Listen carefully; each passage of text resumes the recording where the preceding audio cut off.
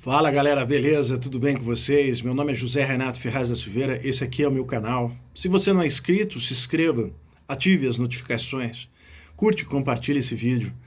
Texto de Wilson Gomes, professor titular da Universidade Federal da Bahia, autor de Crônica de uma Tragédia Anunciada. Texto dele publicado na Folha de São Paulo, Democracia Brasileira não será a mesma após o 11 de setembro. Vamos à leitura. Quase metade do país, pelo menos neste momento, não consegue perceber o alcance histórico do que ocorreu no Supremo Tribunal Federal no último dia 11 de setembro. Há muita raiva política no ar, a convicção disseminada que se tratou de mais uma batalha na guerra entre dois lados e uma enorme vontade de revanche. Triste, mas natural. Nas atuais circunstâncias políticas do país, dificilmente as coisas poderiam ser vistas de outro modo.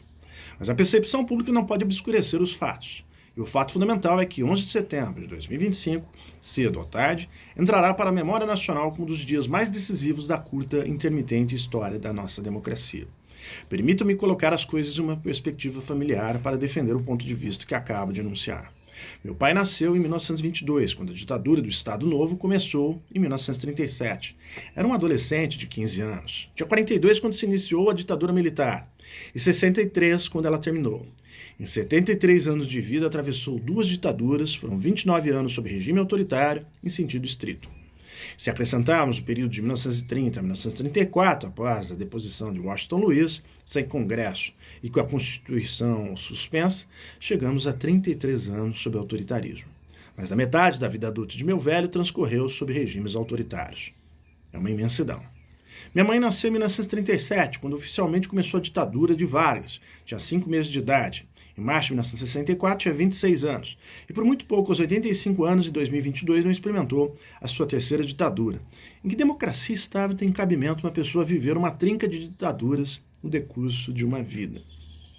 Ditaduras podem parecer abstrações, distantes, sobretudo depois que passam. O mesmo acontece com muitas experiências traumáticas, tragédias, guerras, epidemias. A gente ativamente se empenha em não lembrar para não reviver a angústia e a dor. As marcas deixadas pela pandemia de Covid, por exemplo, os mortos na família, o isolamento das pessoas queridas, a ansiedade sobre o futuro, já parecem remotas, embora tudo isso tenha acontecido há tão pouco tempo.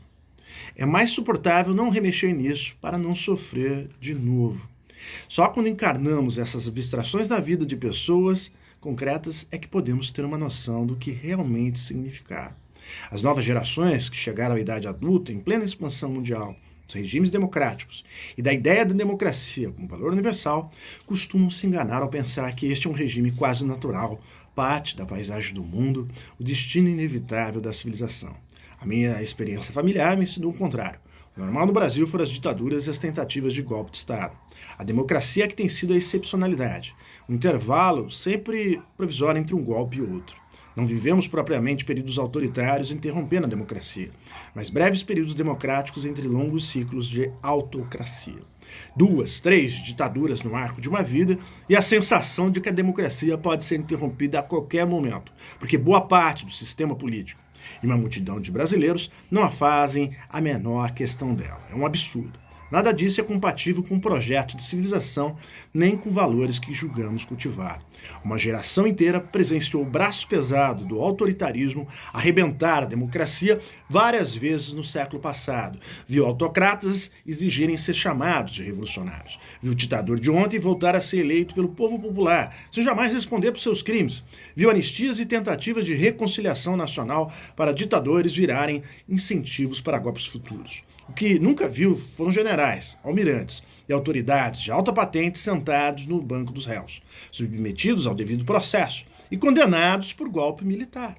Eu próprio nunca tinha visto um ex-presidente golpista com enorme apoio popular chamado a responder por seus crimes e condenados por eles. Isso levou uma vida para acontecer. A geração do meu pai sequer pôde assistir a algo assim. Então me desculpe os que enxergam o julgamento da semana passada apenas como um episódio de guerra entre facções políticas. Para a minha geração e da perspectiva da nossa sempre precária democracia, o 11 de setembro foi sim um dia de cair no choro.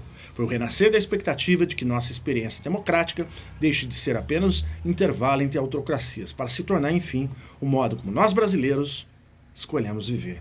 Maravilhoso, belíssimo texto de Wilson Gomes. Comenta aí, compartilha e um grande abraço para vocês. Até mais e, é claro, valeu!